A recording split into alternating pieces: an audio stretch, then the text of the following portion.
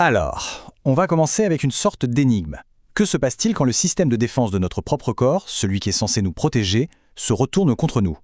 C'est ce combat interne, complexe et souvent invisible qu'on va explorer aujourd'hui. Le monde des maladies systémiques est rare. Cette question, elle est vraiment au cœur du sujet. Et pour y répondre, il faut d'abord comprendre le parcours, souvent très déroutant, des personnes atteintes. C'est un véritable périple juste pour pouvoir mettre un nom sur ce qui leur arrive. Pour beaucoup de gens, tout commence par une longue, très longue période d'incertitude. Les symptômes s'accumulent, mais ils ne semblent avoir aucun sens, aucune logique entre eux. Et tout le monde, médecin comme patient, se retrouve un peu dans le brouillard. Et ce périple, il a un nom. On appelle ça l'errance diagnostique. Ça décrit parfaitement cette quête de réponse qui peut durer des années. Des années de doute, d'examen, et bien souvent un grand sentiment de solitude face à quelque chose qu'on ne comprend pas. Pour bien saisir l'ampleur du défi, il faut avoir ce chiffre en tête. Il existe environ 7000 maladies rares connues. 7000, chacune avec ses propres spécificités. C'est comme chercher une aiguille, non pas dans une botte de foin, mais dans 7000 bottes de foin différentes. Et pour compliquer encore les choses, beaucoup de ces maladies sont dites systémiques, c'est-à-dire qu'une douleur articulaire, une éruption sur la peau et une fatigue écrasante, par exemple, prises séparément, ça peut paraître banal. Mais ensemble, ça peut être le signe d'une seule et même maladie qui attaque l'organisme sur plusieurs fronts en même temps. Alors justement, systémique, qu'est-ce que ça veut dire concrètement? Le plus souvent, la réponse se trouve du côté de notre gardien intérieur, le système immunitaire, qui se met à dysfonctionner. Cette image, elle résume parfaitement le concept d'auto-immunité. Le système immunitaire, qui est programmé pour nous défendre contre les microbes et les virus, fait une terrible erreur. Il ne reconnaît plus ses propres tissus sains et se met à les attaquer comme s'ils étaient des ennemis. Le lupus, c'est l'exemple parfait de ça. C'est une seule maladie, mais qui peut se manifester de 1000 façons différentes. Chez une personne, ça va être une éruption cutanée, chez une autre, une atteinte grave des reins. C'est vraiment ce qu'on appelle une maladie aux 1000 visages. Mais attention, tout n'est pas toujours une question d'auto-immunité. Parfois, le problème est purement génétique. C'est le cas, par exemple, du syndrome de Marfan. Là, c'est un seul gène défectueux qui affecte ce qu'on appelle le tissu conjonctif un peu partout dans le corps. Le défaut est directement inscrit dans le code génétique. Ok, alors, face à des mystères médicaux pareils, comment les médecins font-ils pour trouver le coupable?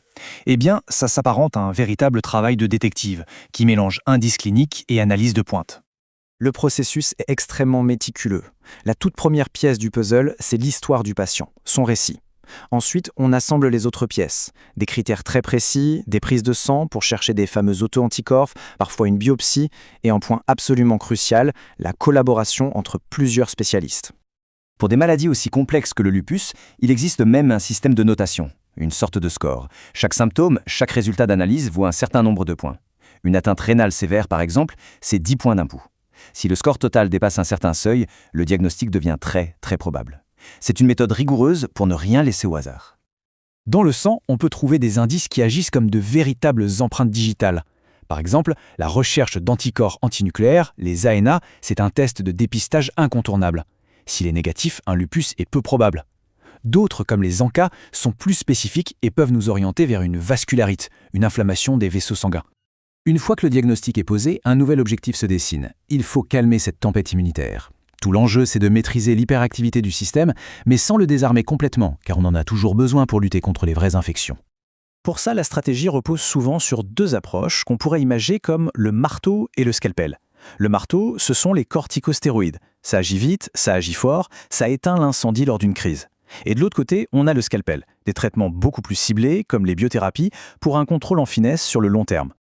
Le problème avec le marteau, évidemment, c'est qu'il peut faire des dommages collatéraux.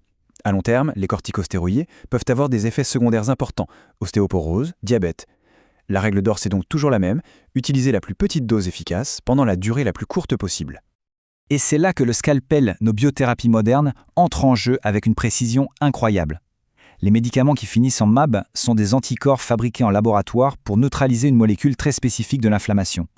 Ceux en septe agissent comme des leurres, ils interceptent les messages d'alerte. C'est de la chirurgie, mais au niveau moléculaire. Il faut bien comprendre que pour la plupart de ces maladies, on ne parle pas de guérison. L'objectif change donc, il ne s'agit plus de guérir, mais d'apprendre à gérer la maladie au quotidien pour avoir la meilleure qualité de vie possible. Et cette gestion, c'est un vrai partenariat constant entre le patient et l'équipe médicale.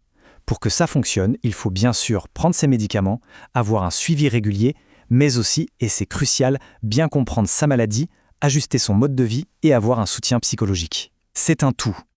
L'éducation du patient, c'est vraiment la clé de voûte de tout ça. Prenons l'exemple du lupus. Il faut savoir que le soleil peut déclencher une poussée de la maladie. Du coup, la protection solaire, ce n'est plus juste un conseil de vacances, ça devient une partie intégrante du traitement. Parce que l'enjeu final, il est là. Il ne s'agit pas seulement de calmer les symptômes quand ils sont là. Il s'agit de préserver la fonction des organes sur le long terme, d'éviter les prochaines crises et de permettre aux gens de vivre le plus normalement possible avec le moins d'impact de la maladie sur leur vie. Et ça nous ramène à la question fondamentale, comment fait-on pour neutraliser un système immunitaire qui s'emballe sans pour autant laisser le corps complètement vulnérable? C'est ce défi qui continue de stimuler la recherche.